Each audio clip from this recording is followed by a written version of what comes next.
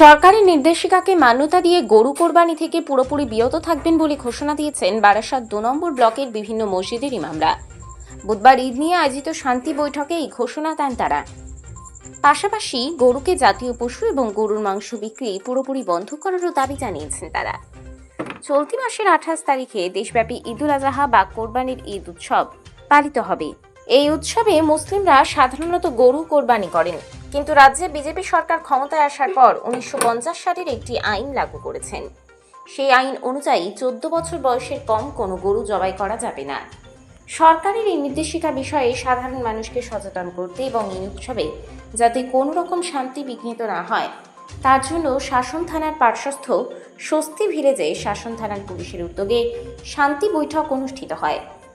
এদিনের শান্তি বৈঠকে উপস্থিত ছিলেন দেগঙ্গার এসডিপিও আমিনুল ইসলাম খান, শাসন থানার আইসি মোহাম্মদ আসিফ সানি, বারাসাত ২ নম্বর ব্লকের বিডিও শঙ্কর প্রামাণিক, পঞ্চায়েত সমিতির সভাপতি মনোয়ারা বিবি, দাঁতপুর গ্রাম পঞ্চায়েতের প্রধান মনিরুল ইসলাম মনি, উপপ্রধান আব্দুল হাই, বিজেপি নেতা গৌতম চট্টোপাধ্যায়, অল ইন্ডিয়া ইমাম অ্যাসোসিয়েশনের সহসভাপতি তাজ মোহাম্মদ সহ অন্যান্যরা।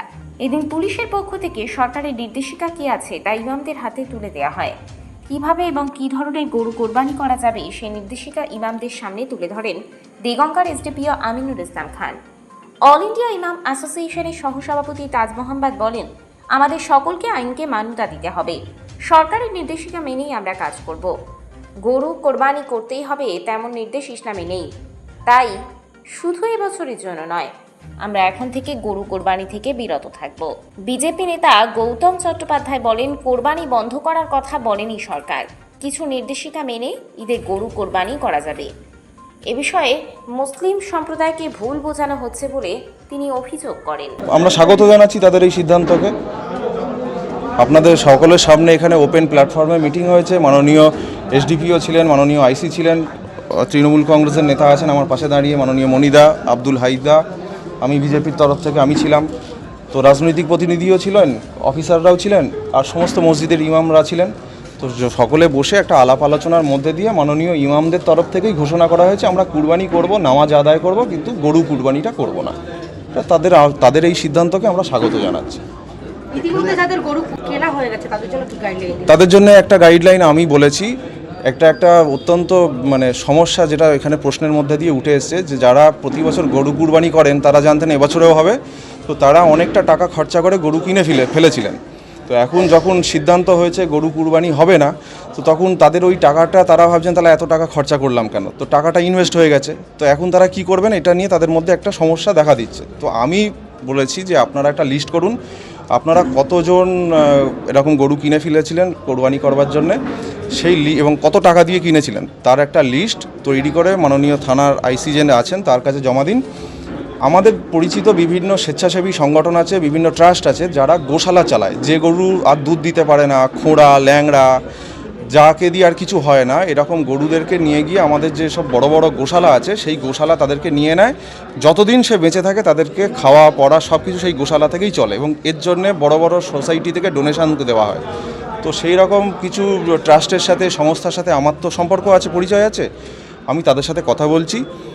সেখান থেকে আমরা এই গরুগুলো কিছু কিছু পয়সা দিয়ে, যদি সে 10,000 টাকা দিয়ে কেনে, 10,000 টাকা যদি দিতে নাও পারি অন্তত 5,000 টাকা দেওয়ার চেষ্টা করব, কিছুটা তো এদের সাশ্রয় হয়ে যাবে, দিয়ে আমরা আগামী 10-15 দিন পরে এই গরুগুলোকে উদ্ধার করে গোশালায় নিয়ে চলে যাব। রাজ্য থেকে যে গোমাংস রপ্তানি হয়, আমার তো জানা নেই যে সরকারিভাবে কোনো গোমাংস রপ্তানি হয় কিনা, যদি এটা হয়ে থাকে বন্ধ হয়ে যাবে না। ভারত দ্বিতীয় স্থান থেকে দ্বিতীয় স্থান, এটা একটা ছোট্ট টেকনিক্যাল ফল্ট হচ্ছে, সেটা যায় মূলত মোষের মাংস, এবং এই মোষের মাংসকে বিফ হিসাবে চালিয়ে দেওয়া হয়। ভারতবর্ষের কোনো রাজ্য থেকে গরুর মাংস বিদেশে রপ্তানি হয় না, একদম হয় চোরাপথে হয়। তো চোরাপথে যেগুলো হয় সেটার মূল কারণ হচ্ছে বাংলাদেশের যে বর্ডার ছিল পশ্চিমবঙ্গের সাথে আর আসামের সাথে, তো আসামে আমাদের সরকার হওয়ার পর আসামের বর্ডার সিল হয়ে গেছে অলমোস্ট। পশ্চিমবঙ্গে মমতা ব্যানার্জি সরকার ছিল, তার আগে বামফ্রন্ট ছিল, তারা বাংলাদেশের বর্ডারে আমাদেরকে কাঁটাতার লাগাতে দেয়নি। আমাদের সরকার এসে প্রথমেই যে সিদ্ধান্তগুলো নিয়েছে তার মধ্যে একটি অন্যতম সিদ্ধান্ত মাননীয় শুভেন্দুদা বলে দিয়েছেন যে বর্ডারে আমরা কাঁটাতার লাগানোর জন্য জমি অধিগ্রহণ করে কেন্দ্র সরকারকে দিয়ে দেবো, বিএসএফ এবং কেন্দ্রীয় সরকার পুরো বর্ডার সিল করে দেবে। বর্ডার যখন সিল হয়ে যাবে এখান থেকে গরু পাচার বা বিভিন্ন রকম যা নোংরামি চলতো সেগুলো আগামী 6 মাস 1 বছরের মধ্যে সব বন্ধ হয়ে যাবে। আমরা যে হতাশা নিয়ে এসেছিলাম হতাশা নিয়ে ফিরে যাচ্ছি। যেহেতু আমরা ভারতীয় নাগরিক মুসলিম, আমরা সংবিধানকে সম্মান জানাই, সম্মান আমরা আজও জানাবো। সেই হিসেবে আমরা সামগ্রিক আলোচনার মধ্য দিয়ে এটাই সিদ্ধান্তে এসেছি, সরকার যখন আইন করেছে আইনকে মানে মান্যতা দিয়ে আমরা গরু জবাই থেকে আমরা বিরত থাকবো।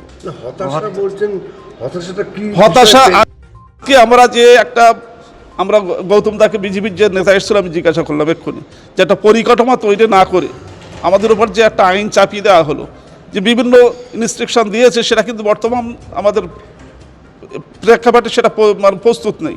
গৌতম দা স্বীকার করেছে এটা বাস্তবিক ক্ষেত্রে এটা আমরা এর জন্য দুঃখিত। সেই পরিবেশ এখন তৈরি হয়নি, কিন্তু আইন এসে গিয়েছে। আমরাও চাই, আমরা চাই গরুকে জাতীয় পশু হিসেবে স্বীকৃতি দেওয়া হোক। মোহাম্মদ হাসানুজ্জামান।